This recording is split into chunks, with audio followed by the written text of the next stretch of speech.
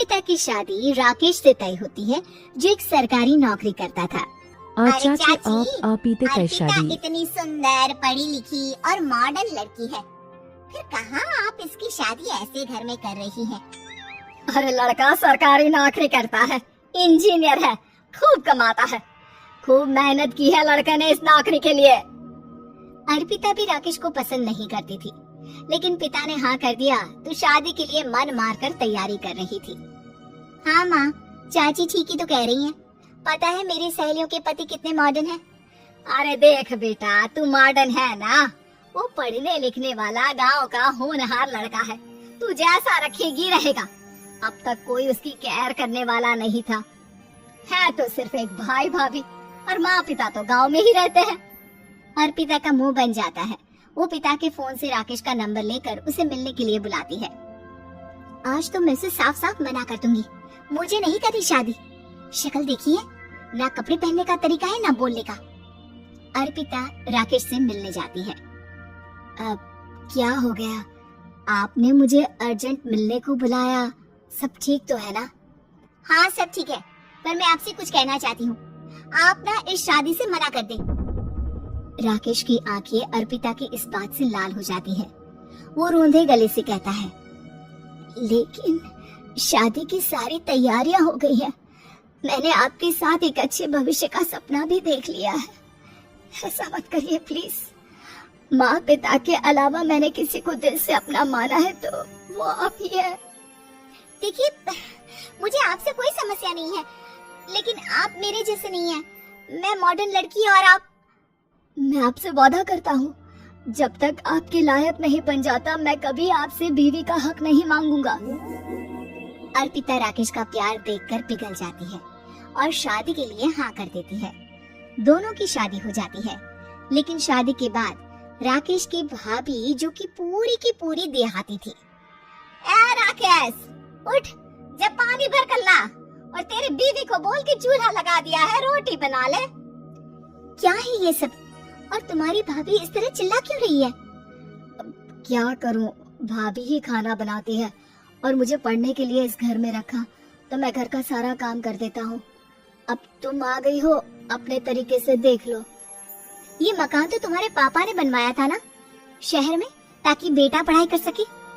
हाँ, पर भाभी ही पूरे घर में रहती है। ठीक है, देखो अब। अर्पिता बाहर जाती है। सूट पहनी अर्पिता को देखकर जेठानी का पारा हाई हो जाता है। शहर की हीरोइन, यहाँ ना चलेगा ये सब, समझी?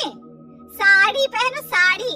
वो नारंगी वाली निकाले हैं तुम्हारे लिए, जिसमें हरे रंग का फूल बना है, और सीधे पहुंचो रसोई में। मेरे आगे नहीं चलेगा ये सूट बूट का नाटक, समझी? देखिए भाभी, आप बड़ी हैं, आपने राकेश की पढ़ाई में मदद की, लेकिन ये मकान इनके पिताजी का है, तो मैं अपना पोर्शन अलग कर रही हूँ। मैं आज से आपके साथ नहीं रहूंगी। जेठानी का तो मानो पारा ही हाई हो जाता है। और ऐसा कैसे नहीं रहेगी? हाँ, और कौन बोला कि राकेश अलग हो जाएगा? वो अपने भाई के बिना नहीं रहता। आज देखिए तो, देखिए कल के आई छोरी क्या बोल रही है। राकेश के साथ बात हो गई है, मैंने ऊपर का हिस्सा राकेश को दे दिया है। उसके अपनी जिंदगी शुरू हो रही है, तो अच्छा है ना कि अब रसोई भी अलग हो जाए। अर्पिता राकेश की ओर फक्र से देखती है कि उसने अर्पिता के लिए स्टैंड लिया। अर्पिता बाजार में जाकर सारा रसोई का सामान ले आती है। पिता के दिए सामान से घर सजाती है और अपने तरीके से पूरे घर की सजावट करती है। शाम को राकेश ऑफिस से आता है। कुर्ता पजामे में राकेश को देखकर, अरे ये क्या पहना है? भाभी सिलती है ना कुर्ता, मैं सारी कमाई भाभी को ही दे देता हूँ। लेकिन अब ना बीबी को देना होगा, क्योंकि भैया भी अच्छी नौकरी करते हैं। भाभी अपने पति का पैसा संभाले और मैं अपने पति का पैसा संभालूंगी। तभी भाभी आ जाती है। अरे देखो, बहुत हो गया। हाँ, अलग रहने तक तो ठीक था, लेकिन पैसा हम एक फूटी कौड़ी नहीं देंगे। बचपन से तुम्हारे पति को हमने पाला है, उसका हिसाब दो। अच्छा, हिसाब चाहिए? कितना पढ़ी है आप जो आपको हिसाब चाहिए? बड़े भाई हैं उनकी, जिन्होंने उन्हें पढ़ाया लिखाया, वो हिसाब मांगेगी तो जरूर दे दूंगी भाभी। अरे देख, हाँ, अगर तूने पढ़ाई पढ़ाई की है तो मैं भी अंगूठा छापना हूँ। अरे 5 की रात तक पूरी पढ़ाई की है, समझे?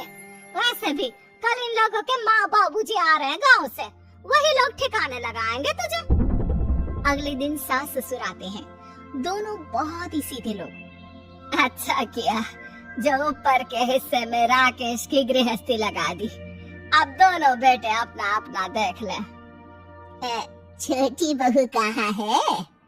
अरे बहुत ही चालाक है माँ जी, ऐसे जबान चलाती है जैसे दर्जी कैंची चलाता है। वैसे बहू तुम भी कम नहीं थी। और सुनाओ। तभी छोटी बहू सास ससुर के पैर छूकर उन लोगों को चाय और नाश्ता देती है।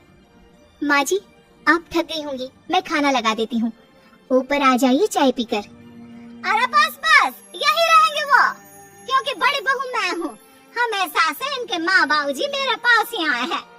चलिए माँ जी आप ना किचन में खाना बनाइए, मैं जरा बाजार होकर आती हूँ और फिर साथ में खाना खाते हैं। जिठानी बाजार निकल जाती है और सास ससुर बेचारे घर पर अकेले। फिर दोपहर को, माँ जी मैंने आप सभी के लिए खाना बनाया है। माना मैं छोटी हूँ लेकिन अच्छा लगेगा अगर आप लोग मेरे साथ रहें। वैसे भी यहाँ है कौन बेटा, चलो ऊपर राकेश के पास ही चलते हैं। सास ससुर दोपहर का खाना खाकर वहीं आराम करने लगते हैं कि जेठानी आ जाती है। अरे वाह, ये तो वही बात हुई ना, कल की आई को पूरा परिवार और हम अकेले के अकेले। भाभी देखिए, परिवार में प्यार से रहा जाता है, ना कि चालाकी से। अम्मा खाना कैसे बनाती, पहले ही गांव से थक कर आई हैं। हाय रे दया, तो मैं का बाजार से ऐस करके आ रही हूँ। अरे भूख के मारे मेरा सर दर्द हो रहा है और यहाँ मेरी फिक्र कौन करेगा। अरे तो किचन में खाना है, लगा देती हूँ मैं भाभी। बड़ी बैठकर खाना खाती है और शाम को जब राकेश घर आता है। अरे राकेश, तू तो पूरा हीरो लग रहा है इन कपड़ों में, ऐसे कपड़े पहले क्यों नहीं पहनता था? राकेश बीबी की तरफ देखता है और फिर कहता है, माँ पहले पहनाने वाली नहीं थी ना।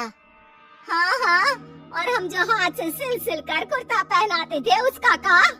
अरे तुम्हारे भैया तो आज भी पहन रहे हैं। तभी अर्पिता सास के लिए कपड़े और ससुर के लिए शर्ट पैंट ला कर देती है। उन लोगों को फ्रिज से ठंडा पानी और टीवी में फिल्म दिखाती है। अरे कब से इनको बोल रहे हैं कि फ्रिज वाले आओ, लेकिन ये है कि मानत ही ना है। बहू अब तो तुम ही समझाओ ससुर जी को।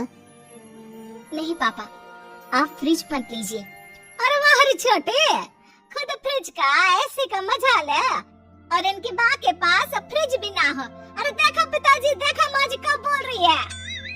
अरे उसकी पूरी बात तो सुन लो कि वो क्या बोल रही है। वो इसलिए क्योंकि अब माँ जी और पापा यही रहेंगे मेरे पास। घर को घर सिर्फ मॉडर्न या गांव की सोच नहीं, बल्कि संस्कार बनाते हैं भाभी, और संस्कार अच्छे हो तो सब सही हो जाता है।